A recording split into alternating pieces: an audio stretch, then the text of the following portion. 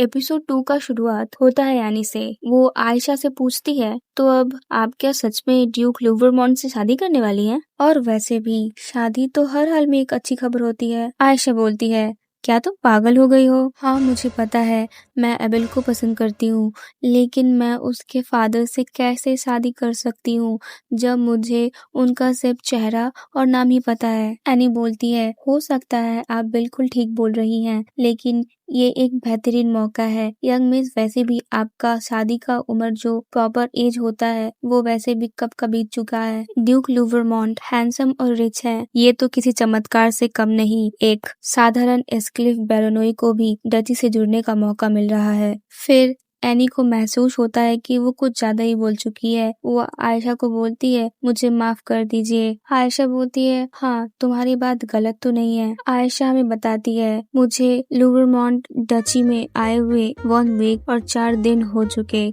और ऐसा लग रहा है कि ड्यूक को अभी भी लगता है मैं उनके फैमिली को इस वजह से स्टॉक कर रही थी क्योंकि मैं उनसे पागलों और दीवानों की तरह प्यार करती हूँ। आयशा अपनी एपिसोड 1 की बात को दोहराते हुए बोलती है, स्टैन होने का मतलब ही होता है उसके कंटेंट को कंज्यूम करना, खास तौर पर जब आप एक शाही परिवार से हो और आप पर शानदार पब्लिक इमेज बनाए रखने का फर्ज हो। इस वक्त मैं फिलहाल मेरा राज खुल जाने का खतरा है। जब मुझे किसी चीज का जुनून चढ़ जाता था तो मैं इतनी ज्यादा ऑब्सेस्ड हो जाती थी, और ये हर आइडल ग्रुप के साथ होता था जिसे मैं स्टैंड करती थी।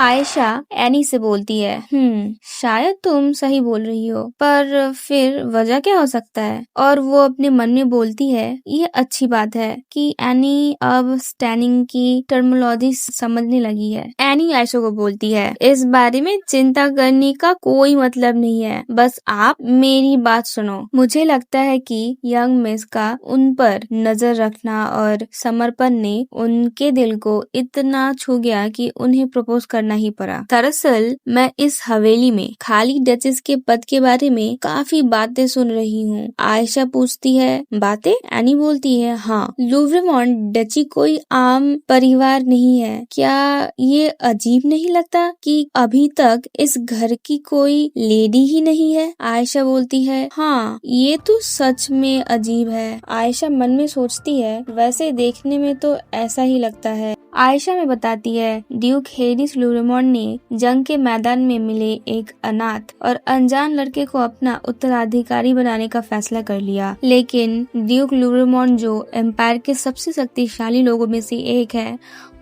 उनका एक अनजान किसी बच्चे को, वो भी ऑर्फन, अपना उत्तराधिकारी बनाना। ड्यूक जानते थे कि इस बात को लेकर विरोध होगा, इसीलिए विरोध को रोकने के लिए ड्यूक ने ये ऐलान कराया कि एबेल उनका बेटा है और उसे डची में लेके आए। यहाँ तक कोई दिक्कत नहीं थी, लेकिन हाउस होल्ड में लेडी का पद खाली था क्योंकि ये पता नहीं था कि एबेल की माँ कौन थी। लूवरमॉन्ट डची में एबेल की हैसियत एक नाजायज बच्चे से कम नहीं थी। आयशा अपने मन में सोचती है, ये तो अनाथ होने से बेहतर ही है, लेकिन ये साफ थी कि डची के लोग उस अचानक आए नाजायज बच्चे को नीचे नजर से देखेगा, चाहे हेरिस उस पर कितनी भी प्यार बरसाए। एबेल कभी भी उन छुपी हुई बुरी नजरों से बच नहीं पाया जो उस पर पड़ती थी, हमेशा ये महसूस करते हुए कि लोग उसे कैसे देख रहे हैं।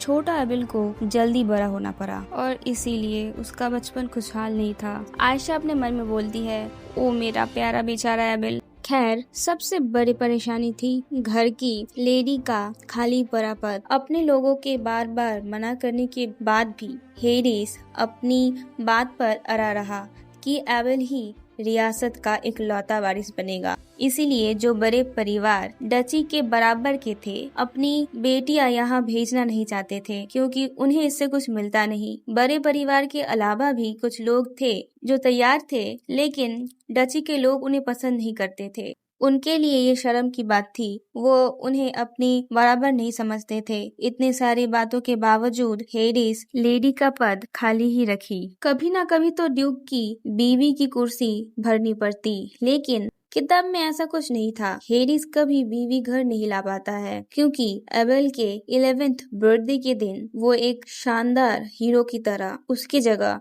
जान दे देता है। अब एनी आयशा को बोलती है, माई लेडी, अफवाह है कि ड्यूक लुब्रिमॉन्ट के दिल में काफी समय से एक औरत थी। आयशा तब पूछती है, सच में? एनी बोलती है, हाँ, मुझे नहीं पता कौन थी, लेकिन ड्यूक लुब्रिमॉन्ट जब उस औरत को अपनी डचेस नहीं बना पाए, आपको नहीं लगता कि वो लड़की शायद किसी गरीब फैमिली की थी? मैं बस अंदाजा लगा रही हूँ, पर मुझे लगता है शायद वो छोटे मालिक एबेल की माँ हो। एनी का बात सुन के आयशा शॉक हो जाती है और अपने मन में बोलती है, ये मुमकिन ही नहीं है, क्योंकि ड्यूक लुब्रिमॉन्ट का तो वो असली बेटा ही नहीं है। पर बात ये है, क्या ये सही लगता है कि मेरी इतनी वफादारी के बाद भी वो मुझे बीवी बनाए, जब उनके मन में पहले से ही कोई और हो? ये तो बिल्कुल गलत बात होगी। आयशा अपने चेयर से उठ के एनी को बोलती है, उनसे कहो कि लगता है कोई गलतफहमी हो गई है। हमें उनसे बोलना पड़ेगा कि ये सारी चीजें भूल जाए, जैसे ये बातें कभी हुई ही नहीं। ऐसे टाइम बर्बाद करने का वक्त नहीं है। एनी आयशा को बोलती है, आप शादी नहीं करने वाली हो? तब आयशा एनी से पूछती है, अगर तुम मेरी जगह होती तो करती? आयशा जाते हुए सोचती है, मैं आयशा स्लीफ की जिंदगी नहीं बेच सकती, चाहे वो लुब्रिमॉन्ट के लिए क्यों ना हो। अंदर आओ। योर ग्रेस, मैं इसलिए यहाँ आई थी, मुझे हमारी शादी के बारे में कुछ कहना था, पर लगता है आप बिजी हैं। माफ कीजिएगा। हाँ, मैं बिजी हूँ, लेकिन मैं ऐसा आदमी नहीं जो अपनी होने वाली बीवी के लिए वक्त ना निकाल सके। माफी की कोई जरूरत नहीं है। ये बात सुनकर आयशा अपने मन में बोलती है, मुझे सच में इसकी आदत नहीं हो रही है। मुझे नहीं लगता ये चाय का पत्ता नॉर्थ में उगता है। ये तो मैं अपने घर पे पीती थी। क्या ये यहाँ भी मिलता है? क्या वो मेरी परवाह कर रहा है? नहीं, ऐसा हो नहीं सकता। ड्यूक आयशा को बोलते हैं, मैं अभी शादी के कागजात तैयार कर रहा हूँ, जो जल्दी से बैरन को भेज दिया जाएगा। तुम यहाँ किस काम से आई हो? मैं कल कागज देने का प्लान बना रहा हूँ। बेचारी आयशा, उसके मुंह से चाय निकल जाती है और वो बोलती है, अच्छा ऐसा बात है। ड्यूक बोलते हैं, मुझे अपनी बात बार बार कहना पसंद नहीं। मुझे पता है ये तुम्हें अनरियल लग रहा होगा, लेकिन यही रियलिटी है। तुम्हें ये सोचने की कोई जरूरत नहीं है कि तुम उठ जाओगी तो तुम्हारा सपना टूट जाएगा। ऐसा कुछ नहीं है। आयशा अपने मन में सोचती है, इस आदमी का हद से ज्यादा घमंड मुझे गूज़बम्स दे रही है। और वो बोलने की कोशिश करती है, तो योर ग्रेस, हमारी शादी के बारे में। फादर! आयशा ये आवाज सुन के डर जाती है और बोलती है, कितना डरा दिया। ये सब देखने के बाद ड्यूक बोलते हैं, एबेल, ये कैसा हरकत है? लेडी आयशा एक खास मेहमान है, तुम्हारे इस बदतमीजी के लिए माफी मांगो। ये बात सुन के आयशा शॉक हो जाती है और अपने मन में बोलती है, रुको, उसने अभी क्या कहा? Oh my God. एबेल बोलता है, मुझे पता नहीं था यहाँ कोई मेहमान है, माफ कीजिए। आयशा अपने मन में बोलती है, हे भगवान, मेरा दिल संभल जा। एबेल बोलता है, माफ कीजिएगा,